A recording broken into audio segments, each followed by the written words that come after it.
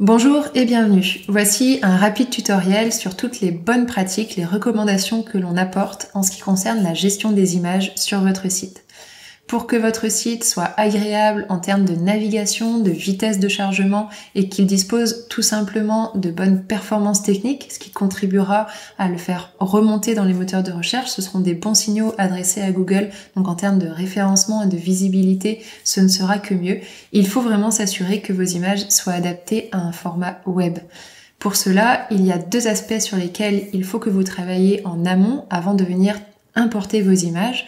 Ce sera venir redimensionner vos images et également les compresser pour que la taille, finalement le poids de vos images soit le plus possible réduit en conservant une bonne qualité d'image bien entendu. Pour cela, il y a quelques petits outils clés et gratuits que vous pouvez utiliser assez simplement. On va s'y pencher tout de suite.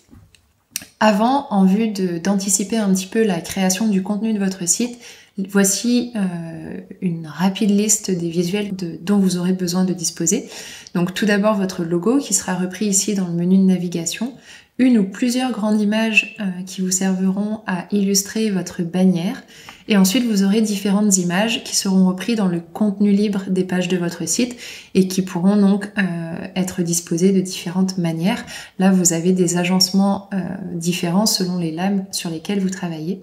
En règle générale, si on prend l'exemple de cette partie ici dans le contenu d'une page, une image pour le web ne doit pas dépasser une largeur de 500 pixels. Au-delà, à part à l'exception donc de la bannière, c'est contre-productif et ça viendra dégrader les performances techniques de votre site. Et pour des images un petit peu plus petites ou des icônes qui sont repris dans des contenus comme des colonnes à cet endroit-là, vous pouvez privilégier des images avec une hauteur de 100 ou 200 pixels. Donc au niveau des images que vous avez à préparer sur votre site, il y aura donc bien entendu votre logo, votre image de bannière, des images pour le contenu libre de votre page et vous pouvez aussi anticiper d'autres formats d'images qui seront typiquement repris ici en en-tête de vos formules d'abonnement ou encore de vos cartes cadeaux.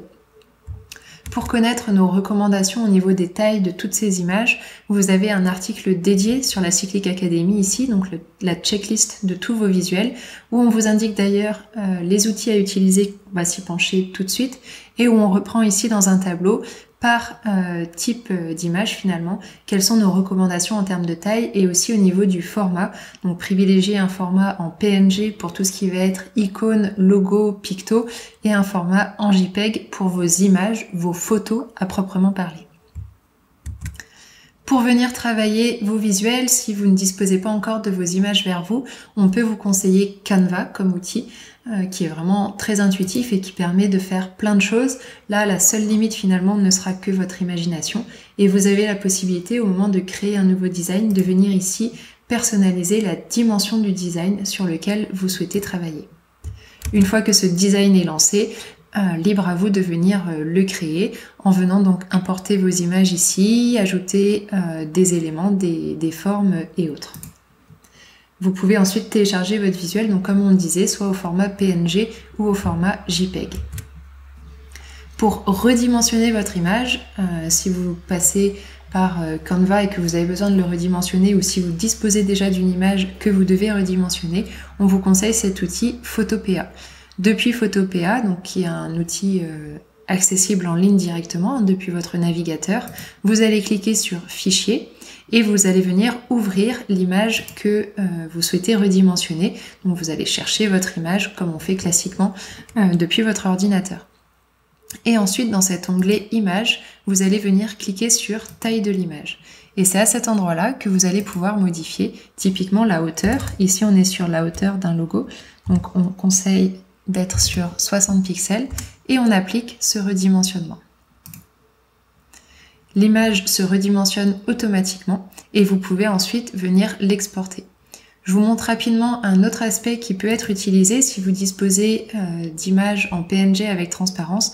Vous pouvez avoir besoin de rogner la transparence autour de votre image et avec cette action ici directement, vous serez en mesure de le faire.